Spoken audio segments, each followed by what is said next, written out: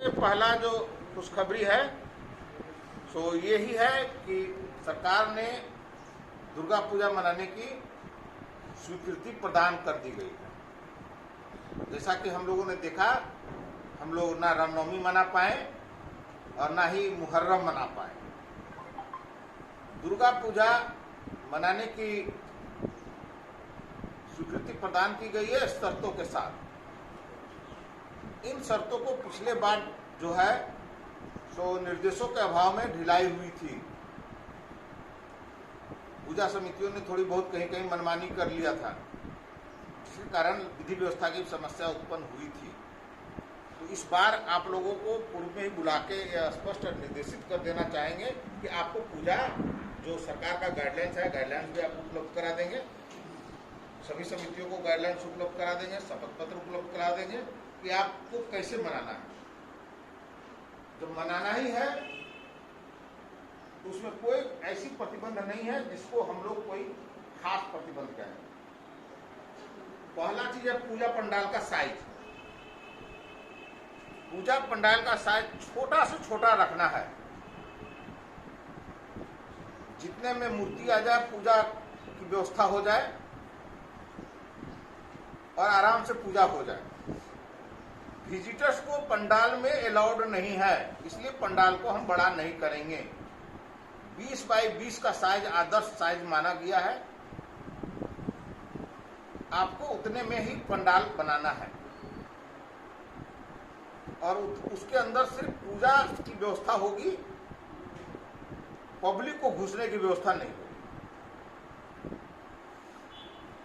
दूसरा जो महत्वपूर्ण है वो है कि आपको विद्युत साज सज्जा, आपको कोई भी फैंसी लाइट नहीं लगाना है रोड में या पंडाल में या इधर उधर। उतना ही लाइट लगाना है जिससे प्रकाश की अच्छी व्यवस्था हो जाए।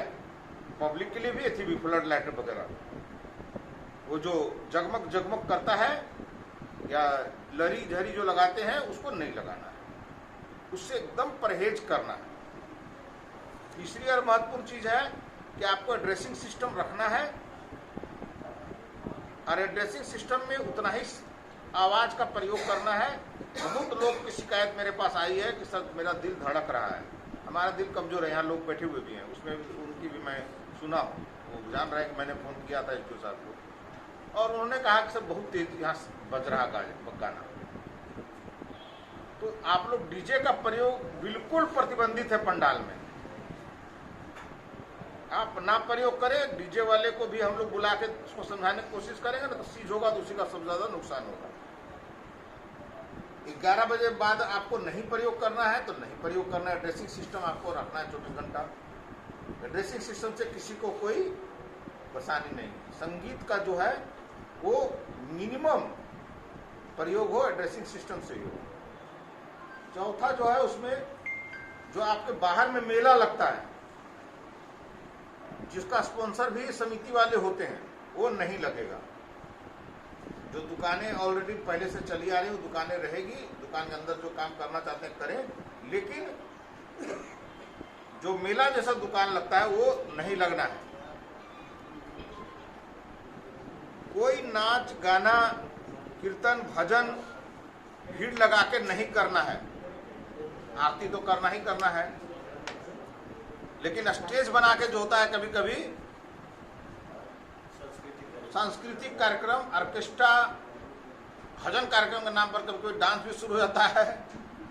कहने नोटिया में वो मुखिया है वो तो खेसारी लाल को ले आता है, करकट्टा मुखिया चौकीदार रामबली पासवान, मतलब लाखों 16-15-20 लाख का खर्चा करके लाता है वो। हाँ सर के चौकीदार के विभाग के अंदर में करवा टेम्पू को टेम्पू रात को जा रहा हूँ, कहाँ जा रहा हूँ, सरे नहीं जा रहा हूँ, क्या नहीं जा रहा है, खेसारी लाल आया चारों टेम्पू गया है।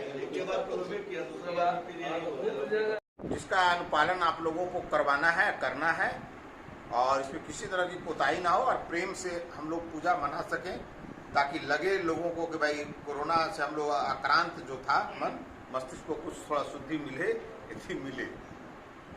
हम अपने हर दूसरी बात है कि इसमें कोई भी नया पूजा समिति अलाउड नहीं है।